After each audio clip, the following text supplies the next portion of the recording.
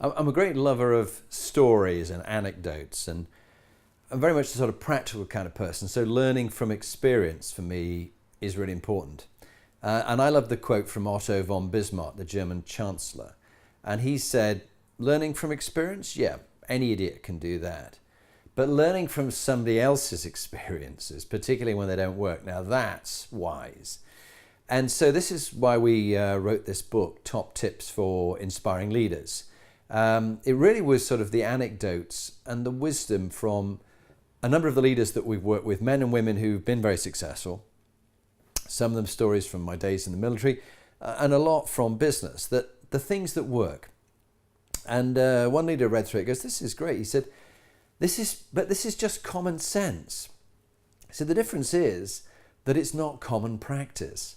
And so around the 8 components of inspiring leadership, we gathered tips, little short tips that work. And one of them that I think of is balcony and dance floor. And I think of a practical example where one of the CEOs I was working with, Alison, she looks back on her experience of the coaching together, and she said, actually, balcony and dance floor, that was probably one of the biggest changes for me, is getting off the dance floor where I was so involved in the day-to-day activity of all the people I was leading, and being on the balcony where I could strategically see the 3 decisions that I had to make a year, which is another one of the tips that we have in the book. You know, you're paid as a senior lead to make 3 decisions a year. You just got to work out what are those 3 decisions and see them through. Don't give up on them. See them through and get them delivered. And she said that was a big change. That made all the difference. Yeah, and another top tip from the book, Inspiring Leaders Top Tips, that one of the CEOs I was working with, Alistair, particularly liked, was surround yourself with an army of metaphorical giants. So these are men and women who are 2 inches taller than you in their own specialist area. And he admitted that until that point, he'd been really trying to be the best of all of it and to be the most knowledgeable to every subject matter area. And probably, as he looked back, he hadn't hired people who were challenging to him because he wanted to remain the number 1 dog. And that was probably part of his failing.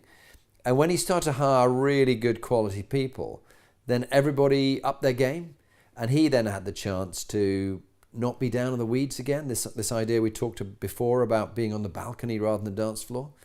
And he could focus on where he could add real strategic value. Said that was probably the defining moment, made the biggest difference for him in his job. So think about it from your own point of view. Have you surrounded yourself with an army of giants, men and women who are metaphorically 2 inches taller than you? Or are you still trying to be the number 1 dog and have people who are nowhere near in your league, and therefore everybody's playing a smaller game? I wonder. Think about it. Another practical tip from Top Tips for Inspiring Leaders that I've used myself is this topic of only the strong can be appropriately vulnerable.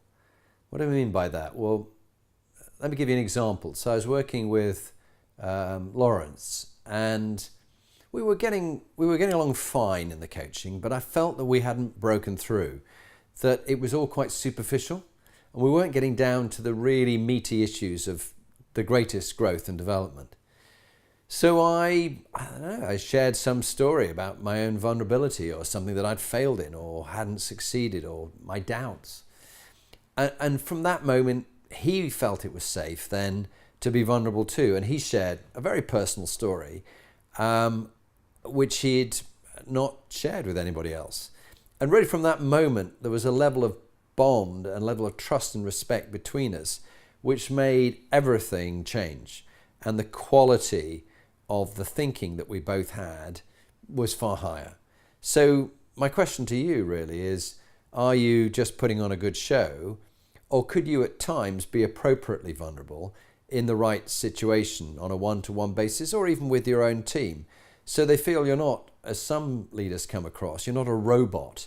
You are actually someone who people can relate to, and they can just connect with you. That's really important.